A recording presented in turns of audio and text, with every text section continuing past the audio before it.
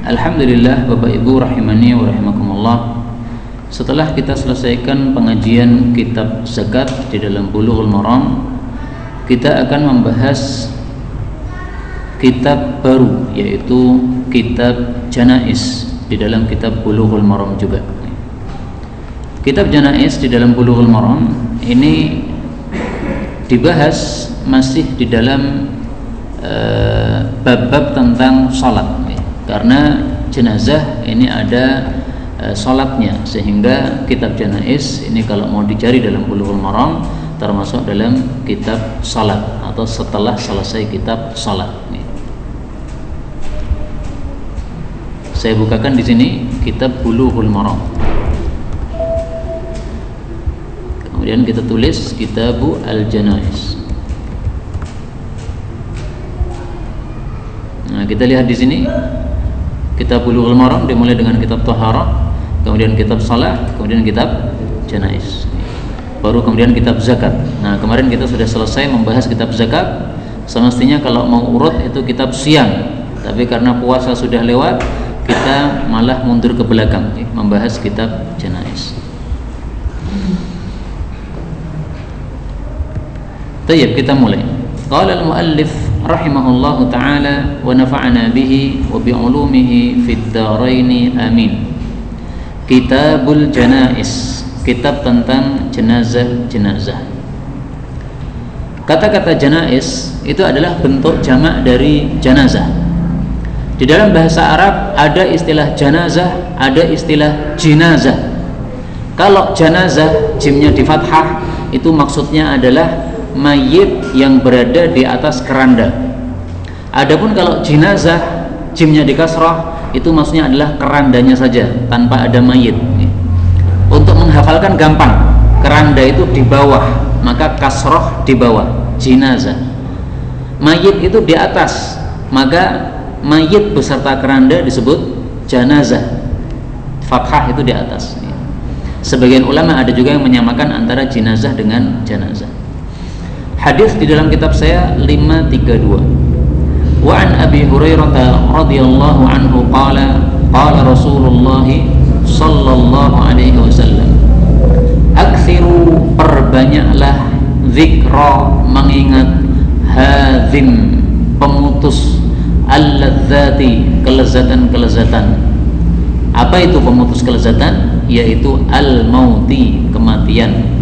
Hadis diriwayatkan oleh Imam Tirmidzi, Nasa'i, dan disahihkan oleh Ibnu Hibban. Hadis ini menunjukkan disyariatkannya memperbanyak ingat mati. Artinya kita membayangkan bahwa kita akan mati. Karena kalau kita membayangkan kita akan mati, insya Allah kita bisa hidup dengan berhati-hati. Misalnya ada seseorang yang masih suka main game, misalnya main PS misalnya, mendengar azan, dia masih melanjutkan main atau meninggalkan main untuk salat jamaah ke masjid. Kalau dia mengingat mati, dia akan khawatir. Kalau dia tidak mau salat jamaah ke masjid, tiba-tiba Allah kirimkan malaikat maut, akhirnya mati dalam kondisi main PS. Akhirnya jadi buruk beritanya. Nah, dia tidak akan mau kalau dia mati dalam kondisi buruk, sehingga membuat malu keluarganya, membuat malu bapaknya, membuat malu ibunya. Akhirnya karena dia ingat mati, tinggalkan itu PS. Akhirnya sholat jamaah. Itu bagi yang masih suka PS. Yang suka maksiat juga begitu. Na'udzubillah, misalnya ada seorang muslim tapi masih suka zina misalnya, atau ada seorang muslim masih suka judi misalnya. Kalau dia mengingat kematian, niscaya dia akan takut. Khawatir kalau ketika tengah-tengah zina, ketika tengah-tengah judi, ketika tengah-tengah riba, tiba-tiba Allah kirimkan malaikat maut, akhirnya mati dalam kondisi su'ul khatimah. Nah, maka inilah fungsi dari kita mengingat kematian, bahwasanya menyebabkan kita bisa semangat untuk kebaikan dan juga kita bisa semangat untuk meninggalkan maksiat. Bapak Ibu rahimani wa rahimakumullah, para ulama-ulama zaman dahulu, mereka bisa semangat untuk sholat tahajud, itu salah satunya karena ini, mengingat kematian. Kita misalnya dibangunkan oleh Allah jam 2, rata-rata kita pasti akan tidur lagi karena masih malam. Nggih napa mboten? Nggih. Nanti kalau bangun jam 3 mungkin baru mulai bangun. Mungkin juga di antara kita melihat jam 3 masih terasa malam, nanti dia akan bangun setengah 4. Itu sebabnya kenapa? Karena tidak mengingat kematian. Seandainya kita mengingat kematian, kita bangun jam 2, dibangunkan oleh Allah Subhanahu wa taala. Langsung kita bayangkan kematian. Saya jam 2:05 akan dicabut nyawanya oleh malaikat maut. Niscaya kita akan semangat untuk salat tahajud, untuk bangun meskipun berat di mata, tetapi karena teringat kematian kita akan semangat untuk salat tahajud. Kita bayangkan 5 menit lagi saya akan datang kematian, maka salat. Dan terus terang sebenarnya salat tahajud itu kita tidak harus melakukannya pada jam 3 atau pada jam setengah 4. Kapanpun dari waktu malam, kalau kita melakukan sesuai dengan apa yang biasa kita lakukan, itu sudah bagus. Misalnya biasa kita melakukan 11 rakaat misalnya. 11 rakaat itu tidak harus jam 3 sampai jam 4, tidak. Kalau Allah bangunkan kita jam 1, kemudian kita sholat dari jam 1 sampai jam 2, setelah itu jam 2 sampai subuh kita tidur, nggak ada masalah. Allah bangunkan kita jam 2, biasanya kita bangun jam 3, tapi ini kebetulan Allah bangunkan jam 2. Nah, maka kita dari sholat dari jam 2 sampai jam 3 atau sampai setengah 3, setengah jam misalnya, sudah dapat 11 rakaat. Ini sudah tidak ada masalah. Tidak harus sholatnya waktunya pas atau sama. Yang namanya istiqamah itu yang penting amalnya, bukan waktunya. Kita bangun jam 2 sampai setengah 3, istiqamah juga. Bangun setengah 4 sampai jam 4, istiqamah juga. Pokoknya setengah jam, pokoknya 1 jam, pokoknya 11 rakaat. Nah, itu namanya istiqamah. Tidak harus waktunya tertentu. Karena itu tolong ini diperhatikan, mengingat kematian. Seandainya kita mengingat kematian pada saat kita bangun tidur, insya Allah kita bisa semangat untuk melakukan sholat tahajud. Guru kita Ustadz Ashuri mengatakan, mungkin ya kata beliau, mungkin perlu untuk digambar di ruang tidur kita pocongan, supaya kalau kita bangun tidur itu teringat kematian. Nah, maka jam 2 kita melihat gambar pocongan, wah aku mau jadi pocongan ini. Insya Allah akan semangat untuk salat tahajud. Nah, ini usulan beliau saja. Mau dilakukan monggo, tidak juga monggo. Tapi seandainya dilakukan nggak ada masalah, karena ini termasuk mengamalkan aktsiru dzikra hadzimil ladzat, memperbanyak mengingat kematian. Sebagian ulama ada yang memperbanyak mengingat kematian dengan cara menyimpan kain kafan. Ada seorang sahabat Nabi melihat Nabi pakai baju baru, maka langsung diminta oleh sahabat ini. Para sahabat yang lain langsung mencela, kamu tidak bagus kamu itu. Kamu kan tahu Nabi itu kalau diminta tidak pernah menolak, malah kamu minta. Padahal ini baju baru saja dikasih orang, malah kamu minta. Maka sahabat ini mengatakan, saya tidak minta kecuali tiada lain niat saya untuk menjadi kafan saya. Dan ini tidak diingkari oleh Nabi SAW. Menyiapkan kafan sebelum mati tidak diingkari oleh Nabi SAW. Sebagian lagi ada ulama yang memperbanyak mengingat mati dengan cara menggali kubur. Setelah menggali kubur, maka setiap 1 bulan dia ambil 1 malam untuk tidur di kuburan tersebut, Pak. 1 malam sambil membayangkan aku sumben mati neng gini. Nah, maka kalau dia sudah bermalam 1 malam di kuburan itu, maka dia akan semangat selama 1 bulan untuk beramal. Nah, nanti sudah mulai kendor lagi, maka dia datang lagi ke kuburan lagi, tidur semalam di situ. Galiannya sudah ada. Nah, maka dia ambil lemek di situ, tidur di situ semalam. Ini kira-kira kalau zaman sekarang nggak ada yang berani melakukan, Pak. Poti kali pocongan. Tapi zaman dulu memang ada ulama-ulama yang unik-unik seperti ini. Mereka dalam rangka memperbanyak mengingat kematian. Bapak Ibu rahimani wa rahimakumullah, mari kita ambil beberapa faedah dari hadis ini setelah kita memahami maknanya. Faedah yang pertama, hadis ini diriwayatkan oleh Abu Hurairah radhiyallahu anhu, dan Abu Hurairah ini dijuluki dengan julukan rawiyatul Islam, seorang perawi yang sangat banyak atau paling banyak meriwayatkan hadis dari Nabi SAW, sehingga disebut rawiyatul Islam, perawinya orang Islam. Abu Hurairah meriwayatkan hadis 5.000 hadis dari Nabi SAW. Ini lebih banyak daripada sahabat-sahabat yang lain. Istri Nabi Aisyah saja, yang setiap hari bertemu dengan suaminya Rasulullah SAW, itu hanya meriwayatkan sekitar 2.000 hadis. Sementara Abu Hurairah ini bisa 5.000 hadis, 2 kali lipatnya. Maka ini menunjukkan betapa fadilah besarnya Abu Hurairah radhiyallahu anhu, dan ketika kita membaca hadis ini maka pahalanya mengalir kepada Abu Hurairah karena dialah yang menyampaikan kepada umat sampai akhirnya berlanjut sampai di masa sekarang ini. Faedah yang kedua, dalam hadis ini disebut hadzim, pakai dzal, jangan salah. Kalau di kitab antum ada yang pakai dal hadim, maka itu tidak kuat. Riwayat yang paling kuat adalah pakai dzal hadzim, artinya adalah pemutus. Kalau orang mati itu kelezatan sudah nggak ada lagi, nah, maka namanya pemutus kelezatan kematian ini. Orang mati dikasih minuman, dia tidak bisa membedakan ini teh atau ini kopi, ini apa, nah, maka mati disebut pemutus kelezatan. Ada riwayat yang lain pakai dal hadimil ladzat. Kalau pakai dal itu artinya adalah penghancur kelezatan, sama juga mati itu menghancurkan kelezatan atau pelenyap kelezatan. Ada juga riwayat yang memakai zal, zain, hazimil ladzat. Nah, kalau zain artinya apa? Nah, mari kita lihat. Wa fi ba'din hazim ay qahir.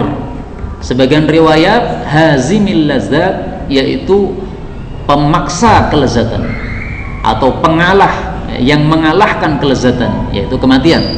Nah, dari tiga riwayat ini yang paling kuat adalah hazim. Karena itu kalau di kitab panjenengan ada hadim atau ada hazim, diganti saja. Hazim ini yang lebih kuat. Hazimil ladzat, pemutus kelezatan, yaitu adalah kematian. Bapak Ibu rahimani wa rahimakumullah. Hadis ini diriwayatkan oleh Ibnu Hibban dan disahihkan oleh Ibnu Hibban. Sebenarnya hadis ini di dalam Ibnu Hibban ada tambahan.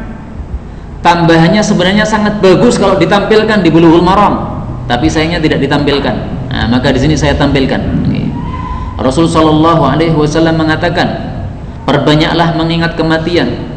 Fama dzakarahu 'abdun qattu wa huwa fi dhiqin illa wasa'ahu alaihi." Karena tidaklah seorang hamba mengingat kematian dalam kondisi dia sempit, kecuali kematian itu membuat dia longgar. Ada orang misalnya apa? Sakit keras.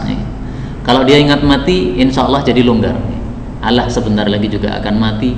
Sebentar lagi juga penyakit yang saya derita ini juga akan selesai. Jadi ringan. Ada orang yang hidup lama miskin, semua tetangganya kaya-kaya semuanya, dia sendiri miskin. Kalau mengingat kematian pasti akan jadi longgar, nggak apa-apa miskin, sebentar lagi juga mati. Nanti kalau sudah mati sama aja. Yang kaya raya, apakah kalau di kuburan itu membawa mobilnya? Nggak ada.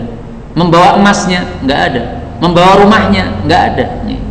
Yang rumahnya tingkat tinggi sampai 5 tingkat, nanti kuburannya sama dengan yang rumahnya gedek, sama aja, nggak ada bedanya. Nah, maka ini orang miskin kalau mengingat kematian ini menyebabkan menjadi longgar. Ini sabda Nabi SAW. Kemudian beliau mengatakan, wala dzakarahu wa huwa fi sa'atin illa dhayyaqahu alaihi. Demikian juga sebaliknya, tidaklah seorang hamba mengingat kematian dalam kondisi dia longgar kecuali menyebabkan dia menjadi sempit. Orang hidup berfoya-foya, hidup dengan kenikmatan yang sangat banyak. Kalau dia ingat mati, dia akan merasa sempit. Saya banyak harta sekarang ini, rumahnya tinggi, tapi nanti kalau dikubur sudah sempit aja. Nggak ada kuburan yang lebar sampai besar, nggak ada. Ya kuburan seperti itu, besarnya atau lebarnya atau dalamnya ya seperti itu. Sama antara satu orang dengan yang lainnya, tidak dibeda-bedakan. Meskipun presiden, meskipun dia rakyat jelata, kuburannya sama, lubangnya sama. Nggak perlu banyak-banyak. Nah, maka ini kalau ada orang yang kaya, yang saleh, yang dia mengingat kematian, maka kekayaannya tidak akan menyebabkan dia kemudian lalai.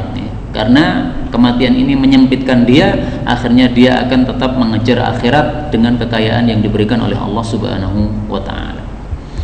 Inilah fungsi dari mengingat kematian, sangat besar sekali dan sangat dahsyat sekali. Cocok bagi orang yang kaya maupun orang miskin, cocok bagi orang yang sakit maupun orang yang sehat, cocok bagi semua kondisi manusia. Kemudian hadis 533.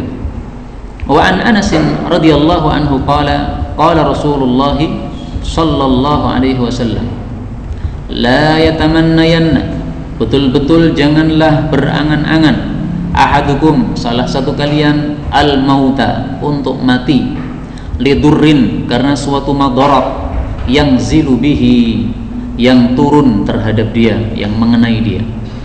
Fa in kana, maka jika adalah la budda mutamanniyan, harus berangan-angan karena sudah hilang kesabarannya, falyakul, maka hendaklah dia mengatakan Allahumma ahyini ma kanatil hayatu khairal li. Ini tidak harus dibaca dengan bahasa Arab, bahasa Jawa juga boleh.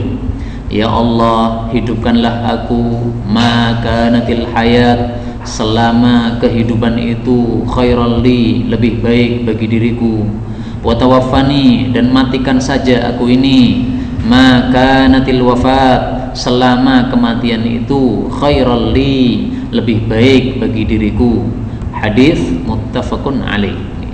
Berarti hadis ini sahih pada peringkat yang pertama.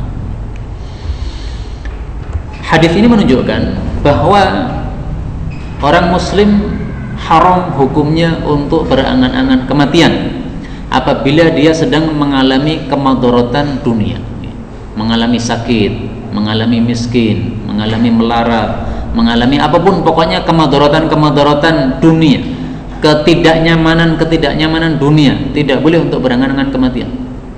Kalau habis kesabarannya gimana? Sudah 8 tahun sakit, tidak bangkit dari tempat tidurnya, sebagaimana Nabi Ayub katanya 8 tahun, atau mungkin ada riwayat yang lain mengatakan lebih banyak daripada itu. Maka kalau sudah tidak sabar lagi, tetap tidak boleh berangan-angan mati, tetapi hanya boleh berdoa seperti ini. Ya Allah, kalau memang kehidupan lebih baik, tolong saya dihidupkan. Tapi kalau memang kematian lebih baik, ya tolong saya dimatikan. Artinya kita pasrah kepada ilmunya Allah. Allah lebih tahu kita ini lebih baik mati atau lebih baik hidup. Karena ternyata ada orang sakit, tapi setiap harinya nambah pahala. Di Jakarta itu saya pernah bertamu kepada seorang ustadz yang terkenal, udah wafat beliau rahimahullah. Istrinya bertahun-tahun, nggak tahu berapa tahun, 10 tahun mungkin, itu tidur di tempat tidur, nggak pindah kemana-mana. Kalau pipis ya di situ, mohon maaf BAB ya di situ, semuanya diurusi oleh anaknya. Sabar sekali, masya Allah anaknya. 10 tahunan loh. Tapi setiap hari ibu ini nambah pahala. Kenapa? 24 jam itu disetelkan murattal di samping dia. Waktu itu saya bertamu, kemudian ini suaminya, seorang ustadz ini, dia bilang kepada saya, mohon maaf ini murattal nggak berhenti, jadi antum tidur sambil mendengar murattal, insya Allah nggak apa-apa, karena ini istri saya sakit, ini udah bertahun-tahun, 24 jam kita setelkan murattal. Maka begitu melek matanya, itu yang terdengar murattal, menjadi nyaman hatinya, kata beliau. Maka dengan begini menambah pahala. Berarti ini sakit tapi baik. Baiknya apa? Nambah pahala. Belum tentu mati lebih baik, tapi ada juga yang mati lebih baik karena setiap hari nambah dosa. Maka mati lebih baik supaya dosanya tidak bertambah. Maka karena Allah yang lebih tahu apakah lebih baik kita hidup atau lebih baik kita mati, maka kita pasrahkan kepada Allah. Jadi jangan merasa lebih pintar daripada Allah, merasa menganggap saya ini lebih baik mati daripada saya hidup. Nggak bisa begitu itu. Allah lebih paham apakah lebih baik kita hidup atau lebih baik kita mati, maka pasrahkan kepada Allah Subhanahu wa ta'ala. Tapi inilah makna ringkas dari hadis ini. Kemudian kita ambil beberapa faedah. Faedah yang pertama, hadis ini diriwayatkan oleh Anas bin Malik. Anas bin Malik adalah pembantu Nabi SAW. 10 tahun dia menjadi pembantu Nabi. Akhirnya dia mendapatkan 2 kebaikan minimal. Kebaikan pertama, dia mendapatkan ilmu yang banyak karena membantu seorang ulama. 10 tahun hidup bersama ulama, maka ilmunya bertambah. Karena Nabi ini ngomongnya selalu ilmu terus. Maka ilmu masuk terus pada telinganya Anas. Anas ini termasuk dari 5 sahabat Nabi yang paling banyak meriwayatkan hadis Nabi SAW. Abu Hurairah, Aisyah, Anas bin Malik, Ibnu Umar, kemudian satu lagi Abu Sa'id Al-Khudri, atau satunya lagi Abdullah bin Amr bin As, atau satunya lagi siapa? Nah ini Anas bin Malik radhiyallahu taala anhu, Ibnu Abbas juga. Anas bin Malik radhiyallahu taala anhu ini karena dia banyak bergaul dengan Nabi, maka ilmunya banyak. Ini faedah yang pertama, bergaul dengan ulama. Faedah yang kedua, dia mendapatkan berkah doa Nabi SAW. Karena ibunya Anas ini cerdas dia. Ibunya Anas mengatakan, "Ya Rasulullah, ini ada anak kecil cerdas, dia cocok untuk menjadi pembantu panjenengan. Silahkan membantu Anda. Tapi tolong didoakan ya Rasulullah." Ibunya meminta Nabi supaya Anas didoakan. Oleh Nabi didoakan, "Ya Allah, panjangkanlah usianya. Ya Allah, banyakkanlah hartanya. Dan berkahilah." Ini yang paling inti tiga ini, nomor 3 ini. Panjang usia kalau tidak berkah juga nggak bagus. Banyak harta kalau nggak berkah juga nggak bagus. Maka Nabi mendoakan ini, panjangkan usianya, banyakkan hartanya, dan berkahilah. Mohon maaf, doanya banyakkanlah anaknya, banyakkanlah hartanya, dan berkahilah. Bukan panjangkan usia, tapi apa? Banyakkan harta dan anaknya. Maka Anas bin Malik ini dalam biografi disebutkan putranya 82 putra, semuanya cowok kecuali 2 putri. Anaknya itu dari maninya itu 82, Pak. Istrinya berapa wallahu a'lam. Yang jelas zaman dahulu itu istri maksimal 4, tetapi budak perempuan bisa memiliki berapapun tanpa ada batas. Memiliki 100 budak perempuan, enggak apa-apa. Nah, maka kalau Anas bin Malik misalnya punya 100 budak perempuan, masing-masing melahirkan 1 anak. Udah anaknya berapa? 100. Nah, maka anak beliau 82. Ini berkat doa atau berkah doa dari Nabi Muhammad sallallahu alaihi wasallam. Karena itu marilah kita kalau bertemu dengan para ulama, paling bagus kita minta doa kepada mereka. Kemudian faedah yang kedua, dalam hadis ini Nabi mengatakan lidurrin yang zilubihi. Jangan berangan-angan mati apabila menerima madarat yang sedang menimpa dia. Jadi tidak bolehnya berangan-angan mati itu kalau sebabnya adalah itu. Kalau sebabnya bukan ini, nggak apa-apa berangan-angan mati. Berangan-angan mati yang ada contohnya ada 2. Berangan-angan mati yaitu minta mati syahid. Ini boleh. Perang, berangan-angan mati. Mudah-mudahan saya nanti mati. Nggak apa-apa seperti ini. Karena ini bukan berangan-angan mati karena madarat, bukan. Tapi berangan-angan mati supaya mendapatkan kemuliaan di hadapan Allah Subhanahu wa taala. Dalilnya apa? Dalam Sahih Muslim. Rasulullah sallallahu alaihi wasallam bersabda, "Man talaba syahadata bisidqin." Barang siapa yang minta mati syahid secara jujur, artinya betul-betul mintanya itu, enggak sungguh enggak main-main, tapi sungguh-sungguh. U'tiyaha, pasti akan diberi mati syahid, walau lam tusibhu, meskipun tidak mengenai dia mati syahid, meskipun matinya di atas tempat tidur sebagaimana Khalid bin Walid, tapi karena sudah minta mati syahid pasti diberi derajat mati syahid. Hadis diriwayatkan oleh Imam Muslim. Nah, maka ini boleh. Kemudian yang kedua, boleh juga kita berangan-angan kematian apabila menimpa kita satu fitnah agama atau madarat agama. Misalnya kita lihat semua orang ini sudah berbuat maksiat, nggak ada satupun yang tidak berbuat maksiat. Kita nahi mungkar, orang kanggu. Kita nahi mungkar malah diusir dari negara kita. Udah nggak ada orang baik misalnya. Nah, dalam kondisi seperti ini kita minta mati, nggak ada masalah. Karena apa? Kalau kita hidup malah tidak bisa berbuat baik, malah kita khawatir terhadap agama kita. Dalilnya adalah satu dari Al-Quran, satu dari hadis Nabi SAW. Maryam ketika melahirkan anak atau nyaris melahirkan anak, qalat, dia mengatakan, "Ya laitani mittu qabla hadha." Alangkah inginnya aku mati sebelum hari ini. Wa kuntu nasyam mansiya, dan aku adalah seseorang yang terlupakan, artinya bukan orang yang dikenal. Sesuatu yang terlupakan, ya tidak menjadi manusia aja. Alangkah baiknya kalau saya mati sebelum ini. Ini jangan dikira bahwasanya Maryam ini karena keberatan merasakan sakitnya lahir mengangan-angan kematian, bukan. Tetapi Maryam ini khawatir kalau gara-gara dia melahirkan anak, padahal anak ini adalah betul-betul dari Allah Subhanahu wa taala, bukan dari dia berzina. Khawatir kalau nanti orang-orang akan menjadi kafir gara-gara mengatakan ini adalah anak Tuhan. Atau khawatir kalau orang-orang nanti berbuat dosa menuduh Maryam adalah pezina. Ini khawatirnya Maryam sampai segitu. Ini berarti fitnah agama seperti ini. Menjadi kafirnya orang banyak atau menjadi tersesatnya orang banyak, ini satu fitnah agama. Nah, Maryam khawatir fitnah agama seperti ini, maka dia berangan-angan kematian, nggak ada masalah. Ini jangan salah paham ya. Wah, ini Maryam berarti nggak sabar dia mengalami rasa sakit untuk melahirkan kemudian mengatakan alangkah baiknya saya mati. Itu salah tafsir panjenengan. Bukan begitu. Maryam itu orang baik. Tidak mungkin dia berangan-angan mati gara-gara sakit melahirkan, enggak. Itu salah tafsirannya. Dan kemudian dalil yang kedua adalah sabda Nabi Sallallahu Alaihi Wasallam. Ini adalah satu doa yang diajarkan oleh Allah kepada Nabi Muhammad Sallallahu Alaihi Wasallam dalam mimpi.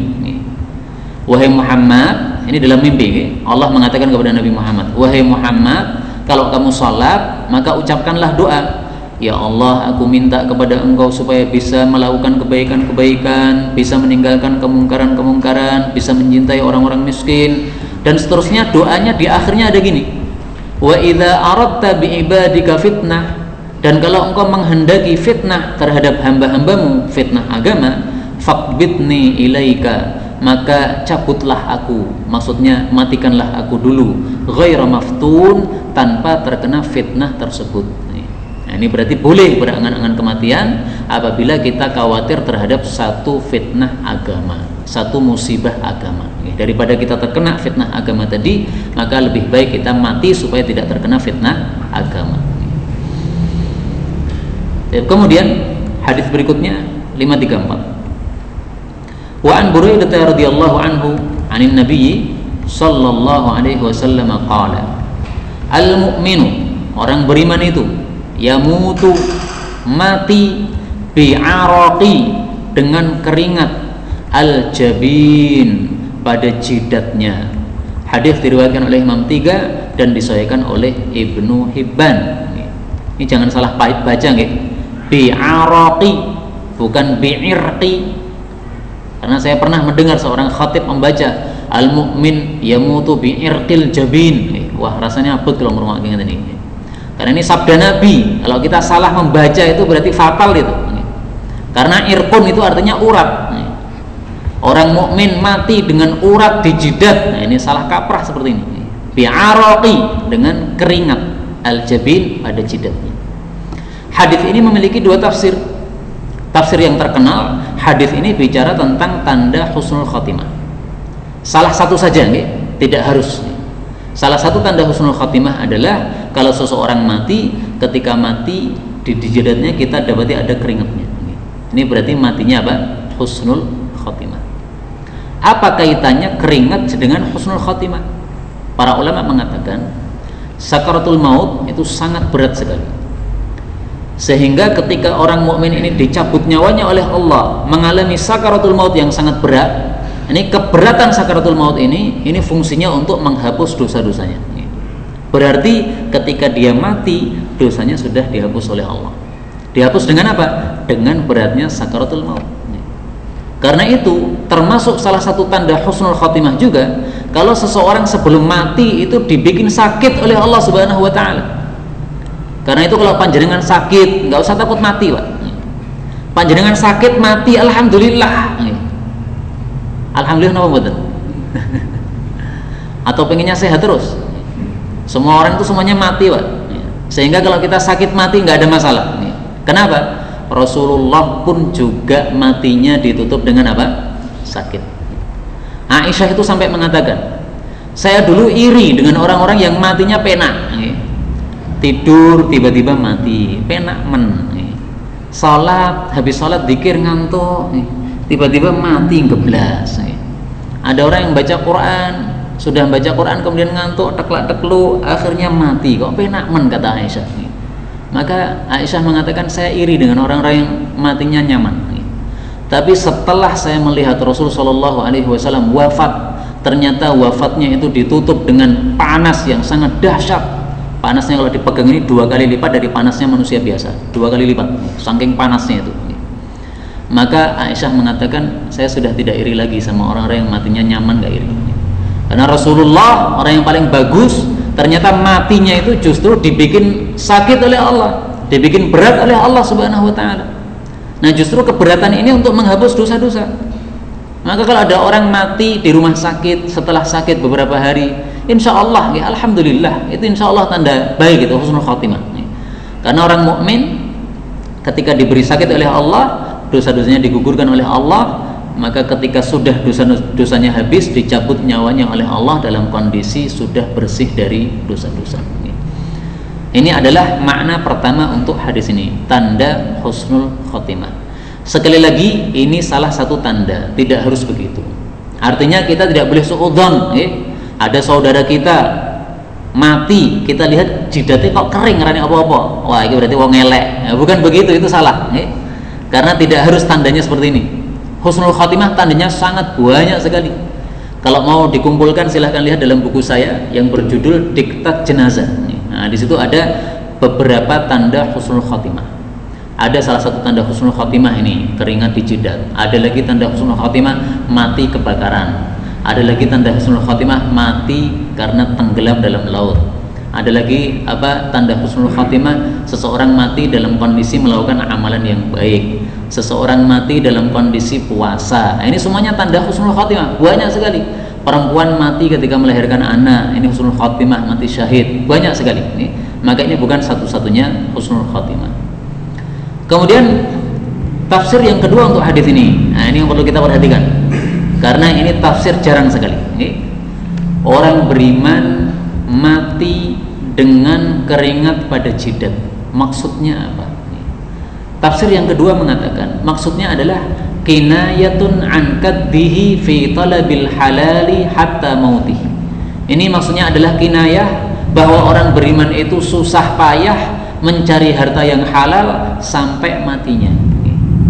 Susah payahnya mencari yang halal itu dikinayahkan atau diungkapkan dengan kata-kata bi'arokil jabin, sampai gobios-gobios keringete.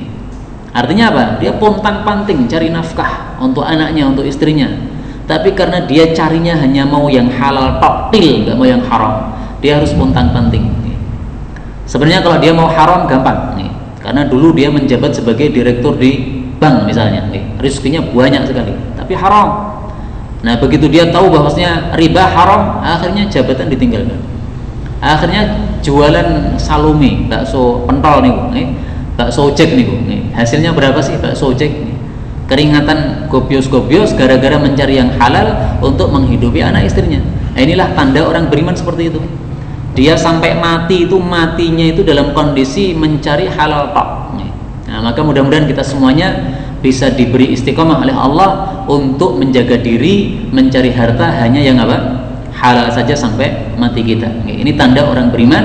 Orang beriman itu mati dengan keringat pada jidat, alias dia susah payah mencari yang halal sampai matinya. Dia tidak mau berenak-enak untuk mencari yang haram, karena dia tahu bahwasanya yang haram itu masalahnya nanti adalah besar ketika kita sudah masuk dalam alam kuburan. Pertemuan kali ini saya tutup dengan sabda Nabi sallallahu alaihi wasallam. Rasulullah mengatakan, iyyaka wat tana'um, hindarilah hidup bernikmat-nikmat, berfoya-foya, bersantai-santai. Fa inna ibadallah laisu bil mutana'imin, karena hamba-hamba Allah itu bukanlah orang-orang yang hidupnya bersantai-santai atau berfoya-foya atau bernikmat-nikmat, tidak. Tapi hamba-hamba Allah itu orang yang hidupnya rekoso. Rekoso dalam hal apa? Dalam hal ibadah kepada Allah Subhanahu wa ta'ala. Jam 3 malam bangun salat tahajud, rekoso dibandingkan orang yang tidur, enak tidur. Nah, kalau hamba Allah yang baik itu begitu, rekoso begitu. Kenapa? Mencari pahala. Masih malam, subuh, masih gelap gulita subuh, tetap bangun, tetap berangkat ke masjid, melangkahkan kaki ke masjid. Padahal dingin sekali, padahal ada hujan gerimis dikit-dikit, tapi dia paksakan untuk ke masjid. Rekoso ini dibandingkan orang yang pilih tidur di masjid, pilih tidur di rumah, kemudian sholat sendiri cepat 2 rakaat, lalu tidur lagi sampai jam 7 sampai jam 6. Rekoso dibandingkan orang-orang yang nikmat seperti itu. Tapi hamba Allah yang baik memang seperti ini sifatnya. Dia tidak pernah hidup bernikmat-nikmat, tetapi hidupnya rekoso dalam rangka untuk beribadah kepada Allah Subhanahu wa ta'ala. Inilah yang dapat kita bicarakan pada malam hari ini. Mudah-mudahan Allah Subhanahu wa taala memberikan taufik kepada kita untuk mengamalkan ilmu yang sudah kita pelajari sampai akhir hayat kita sehingga mendapatkan husnul khatimah. Amin ya rabbal alamin.